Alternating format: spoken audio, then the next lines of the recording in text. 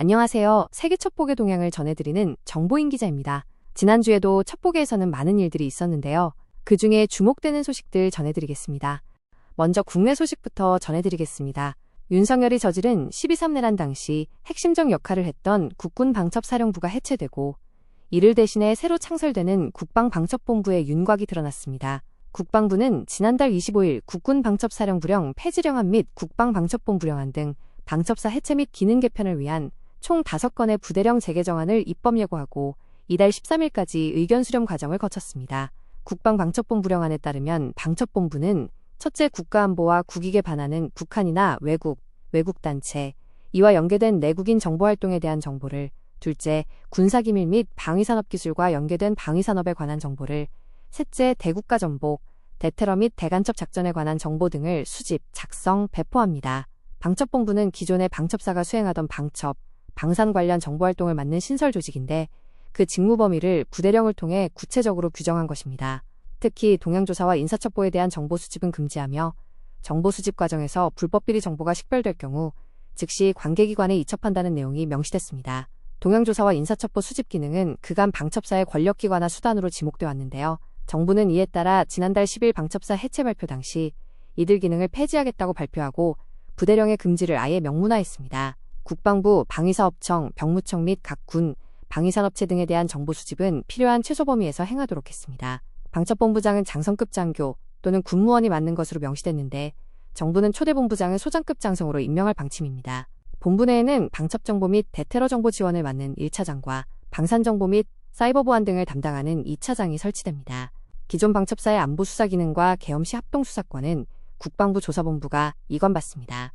국방부조사본부령 일부 개정령안에는 국방부조사본부가 방첩부대원의 직무 범위를 벗어난 정보활동 행위에 대해 조사권을 갖는다는 내용도 명문화돼 견제장치가 강화됐다는 평가입니다. 다만 국방부조사본부의 기능이 확대되면서 내부 통제를 강화할 필요성이 커진 만큼 감찰실장직을 신설하기로 했습니다.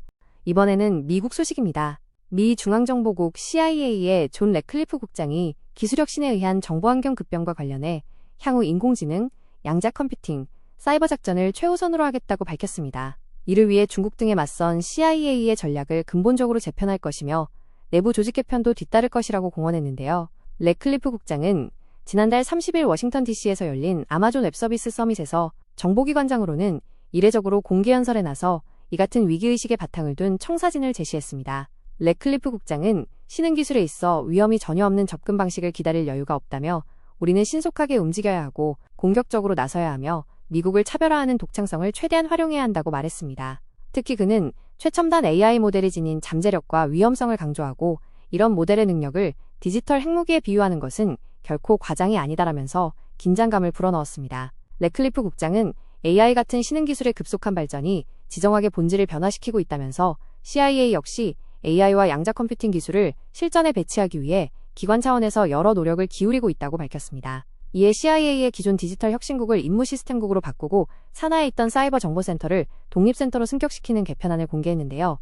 이렇게 독립된 사이버 정보센터에서는 향후 한층 공격적인 사이버 작전을 벌일 것으로 보이는데 래클리프 국장은 이를 스워드, 즉 검으로 표현해 기능의 일면을 짐작해 했습니다. 아울러 그는 현재 CIA가 전사적 차원에서 모든 데이터의 발굴 및 활용을 강화하는 공격적 데이터 스프린트를 진행하고 있으며 데이터의 표준화와 통합을 강화해 신기술 도입 기간을 3년에서 6개월까지 극적으로 단축시켰다고도 밝혔습니다. 또 민간 기업 등 파트너들이 접근할 수 있는 단일 창구를 만드는 등 기술에 대한 CIA의 접근 방식을 근본적으로 재편하고 있다고 덧붙였습니다. 미국 소식 한 가지 더 전해드리겠습니다. 미국의 정보기관들을 총괄하는 국가정보국 DNI가 스파이 통합관리 시스템 구축을 추진하고 있으나 CIA, FBI 등의 완강한 저항에 부딪혀 난항을 겪고 있는 것으로 알려졌습니다.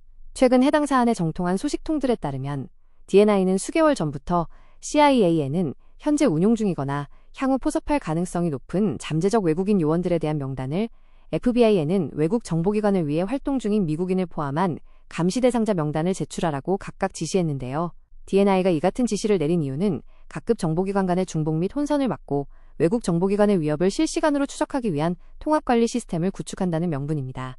더욱 이 사업을 외형적으로는 DNI가 주도하고 있으나 실은 트럼프 대통령의 뜻이 반영된 백악관의 의지에 따른 것으로 전해졌습니다. 실제 DNI의 이번 지시는 트럼프 대통령 일기 때인 2017년 10월 NSC를 통과한 국가안보대통령 각서 7호를 근거로 한 조치입니다. 그러나 이에 대해 CIA와 FBI는 이런 중앙집중식 명단이 유출될 경우 돌이킬 수 없는 안보 위협, 곧 대재앙이 발생할 수 있다는 이유를 들어 제출을 거부하고 있습니다. 이에 대해 CIA 측은 자칫 잠재적 정보자산의 노출로 해당 요원의 생명에 직간접적 위험이 초래될 수 있으며 모집 파이프라인이 붕괴될 수 있다고 우려했고, FBI 측은 방첩조사의 생명은 비밀 유지인데 이것이 노출돼 수사가 무의로 끝날 수 있다는 점을 지적했습니다. 아울러 이들 기관들은 명단의 생성과 유지, 관리 방법에 대한 기본적인 합의가 없고 외국정보감시법원의 승인을 받은 정보 등이 포함돼 있어 법적 제한 사항과도 충돌한다는 입장입니다. 여기에 기존 DNI에 대한 각급 정보기관들의 불신도 커 DNI 국장에게 포괄적 위협 인물 목록에 대한 완전한 접근 권한을 부여하는 것은 방첩작전의 신뢰성을 훼손할 수 있다는 주장도 하고 있습니다. DNI는 명단의 제출 시한을 오는 10월 1일로 못 받고 각급 정보기관들을 독려하고 있으나 기관들 간의 오랜 기간 쌓인 불신에 영역 다툼, 주도권 경쟁이 더해지면서 사업은 난관에 봉착한 상황입니다. 이번에는 아직 전쟁 중인 국가죠. 우크라이나 소식 전해드리겠습니다. 우크라이나 국방정보국 요원이 모나코에 거주하는 친러 성향의 우크라이나 재벌을 노린 폭탄 테러의 핵심 용의자를 살해했다고 자백했습니다. 현지 7일 우크라이나 보안국은 모나코 당국과 인터폴이 수배 중이던 우크라이나 국적의 아나스타샤 베레조우스카의 시신을 키이우에서 발견했다고 밝혔습니다. 발견 당시 베레조우스카는 머리에 총상을 입은 상태였으며 수사관들이 현장에서 권총 탄피를 회수했습니다. 보안국은 베레조우스카 살해 혐의로 국방정보국의 현직 요원 1명과 전직 법집행기관 직원을 체포했다고 밝혔는데요. 보안국에 따르면 국방정보요원은 수사 과정에서 베레조우스카 살해 혐의를 자백하면서도 윗선에는 알리지 않고 독자적으로 행동했다고 주장했습니다. 보안국은 이들 두 사람이 은행 계좌를 통해 베레조우스카에게 암호화폐와 현금을 반복적으로 송금한 사실을 발견한 후 이들에게 수사를 집중해왔습니다. 수사관들은 이들의 진술을 바탕으로 범행 현장을 검증하다 베레조우스카의 시신을 발견한 것입니다. 사망한 베레조우스카는 모나코에 거주하는 우크라이나의 신흥 재벌 바딤 예르몰라예오 가족에 대한 살인미수 혐의로 모나코 수사당국과 인터폴의 추적을 받아왔는데요. 베레조우스카는 지난달 29일 예르몰라예오 가족의 거주지 1층에 사제 폭발물을 설치해 피해자들에게 중상을 입힌 혐의를 받아왔습니다. 예르몰라예오는 모나코에 거주하는 백만장자로 러시아 점령지인 크림반도에서 주류 관련 사업을 벌여 2023년 12월 우크라이나 정부의 제재 대상에 올랐던 인물입니다. 이 때문에 폭탄 테러 배후에 우크라이나 당국이 개입했을 것이란 추측이 제기되었습니다. 국방정보요원이 베레조우스카를 살해한 것도 배후 수사를 막기 위한 것이라는 해석이 가능해지는 대목인데요.